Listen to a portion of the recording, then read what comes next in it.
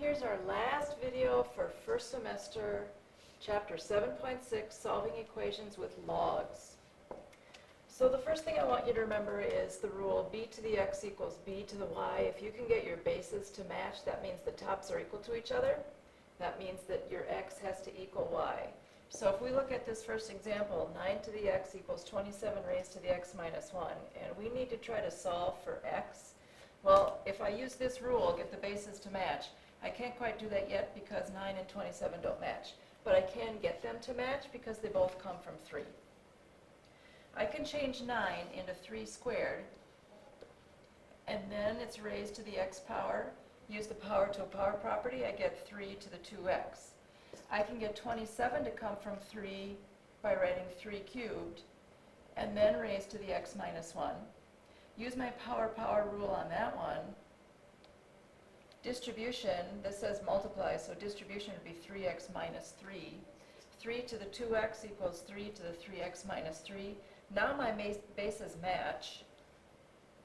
Since the bases match, I can set the tops equal to each other. 2x is equal to 3x minus 3, and now I just solve for x. Subtract 3x on both sides, I get negative x equals negative 3, and divide out, I get x equals 3. But please remember, we need to check these. Actually, the checks are going to come in when we do the next set, so not checking just yet.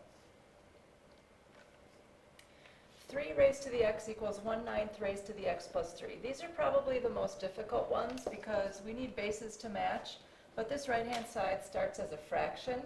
We've talked about this before, where you have a fraction raised to a power. I need to get that fraction flipped upright again, and anytime I flip something back upright, I have to bring in the negative sign. So let's look at how this one has to work. 3 to the x on the left is going to stay. 1/9, if I flip that, would look like 9 to the negative 1. Well, make sure you understand that part first. 9 to the negative 1, can't keep the negative, it flips, it's 1/9. Okay, so I have to do the reverse of that. Take 1/9 back, upright, and bring in the negative sign. Now I have to work on 9, getting 9 to come from 3's. We know 9 is 3 squared. So I replace 9 with 3 squared. It's still raised to the minus 1.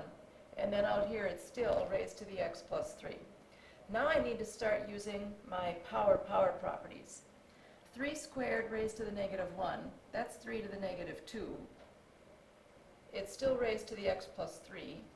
And I'm going to do one more time. Power to a power property says multiply. Distribution, negative 2x minus 6. So I finally have 3 to the x equals 3 to the negative 2x minus 6. And I finally have bases to match. Once my bases match, I can set my tops equal to each other. X equals negative 2x minus 6. And then solve for x. Add 2x on both sides, we get 3x equals negative 6. And x equals negative 2. When you have situations where you know you can't get things to come from the same base, I know 9 comes from 3's, but 35 is not a number that I recognize at all. So remember that you can always use your change the base rule. 9 to the x equals 35. If you can change that back into log form, log base 9 of 35 equals x. Then you can use your change the base rule. Remember your base, your log base 9 part will be the part that's on the bottom. Log of 35 divided by log 9 equals x. Punch this into your calculator, 1.619, and that will be your solution. The next one, 2 to the x equals 5. I know that 5 is not one of our flashcard numbers at all. It doesn't come from 2's, so I need to use my change the base rule. And the first thing we do is change it into log form. Log base 2 of 5 equals x. Now use your change the base. Log 5 divided by log 2. Use your calculator. X equals 2.322. Next one.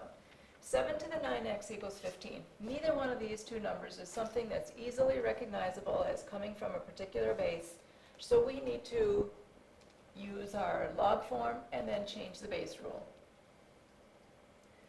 Log base 7 of 15 equals 9x.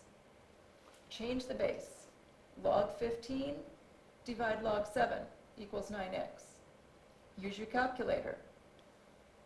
1.392 equals 9x, and divide by 9 on both sides. X equals 0.155. Property of equality for logs. Here is where we finally have to check our answers. Anytime we have logs on both sides, this is a definite. You must check your answers when you're solving with logarithms in them. And we're going to use this property. If log base b of x equals log base b of y, so in other words, if your log bases are the same on both sides, then the piece that comes after that can be set equal to each other. So a very simple example. Log base 2 of x equals log base 2 of 7. I want to try to solve for x. Since my log base 2's are the same on both sides, then I can automatically say that x equals 7. But how do I know for sure? I have to check my answer. So every time I see x, I'm going to put in a 7. So if I put 7 right there, I get log base 2 of 7. Oops, wrong line, sorry. Right there. Log base 2 of 7. Does that equal log base 2 of 7? Yes, it does. So this one checks. So 7 is my correct answer. Log base 4 of 2x plus 8 equals log base 4 of 6x minus 12. My log bases are the exact same.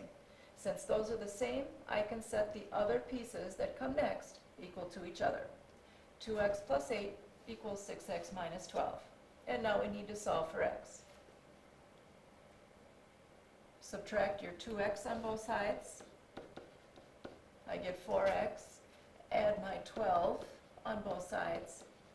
And we get 20 equals 4x. Divide by 4, and x equals 5. So now we need to check our answer. Every place I see x, I need to put in the number 5. Log base 4 of 2 times 5 plus 8 is supposed to equal, we're not sure, is supposed to equal log base 4 of 6 times 5 minus 12. 2 times 5 is 10. 10 plus 8 is 18. 6 times 5 is 30. 30 minus 12 is 18. And I get the same thing. Log base 4 of 18 is equal to log base 4 of 18. So yes, x equals 5 is my true solution. The sport I wish I would have played competitively in high school is tennis. Next one. Log base 7 of 3x minus 2 equals 2. In this particular situation, you notice you do not have logs on both sides. So I can't just jump to saying that 3x minus 2 equals 2.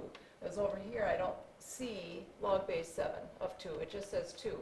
So if you have a situation like this, what you want to do is change it from log form back into exponent form. Now remember, this is your base, so you're going to start here with 7 raised to the 2 equals 3x minus 2. So you've gotten the logarithm out of there, and now we can go ahead and solve for x.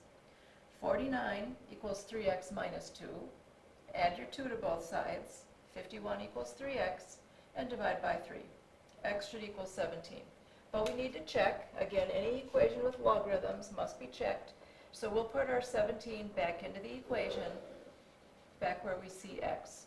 Log base 7 of 3 times 17, subtract 2, does this equal 2?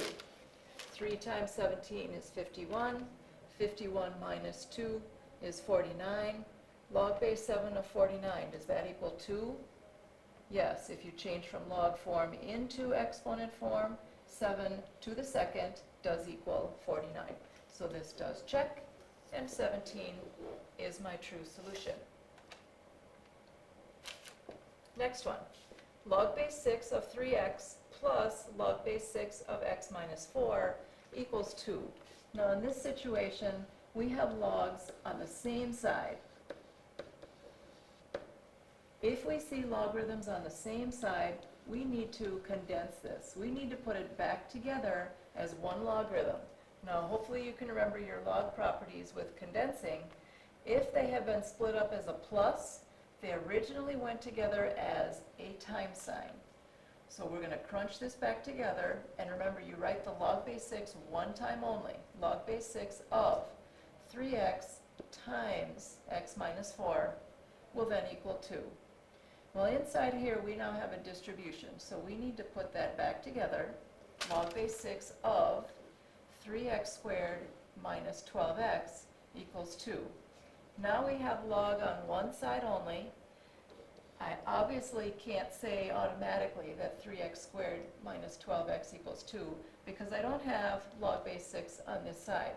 So now, just like in our last slide, we're going to change from log form into exponent form. 6 raised to the second equals 3x squared minus 12x. 6 squared is 36. Let's move that to the other side. 0 equals 3x squared minus 12x minus 36. Hopefully you recognize this as a trinomial that needs to be factored. But with this factoring, I've got something in common going all the way across. So I'm going to divide by 3 everywhere, including this side over here. So that's going to disappear, the 3. 0 equals x squared minus 4x minus 12. It's going to factor nicely. Two numbers that multiply to give us negative 12 would be x minus 6 and x plus 2, which means my two solutions should be x equals 6 and x equals negative 2. But I don't know if these two are actually going to work until I check this. So we have to go back into the original and check our solutions. All right, so let's start with the 6. Log base 6 of 3 times 6 plus log base 6 of 6 minus 4, does this equal 2? Log base 6 of 18 plus log base 6 of 2, does this equal 2? Now I'll put this together, condense. Log base 6, write the log base 6 one time, of 18 times 2, does this equal 2? Log base 6 of 36, does that equal 2? And if I change to exponent form, 6 to the second equals 36. Yes, it does. So 6 works. And now I need to check negative 2.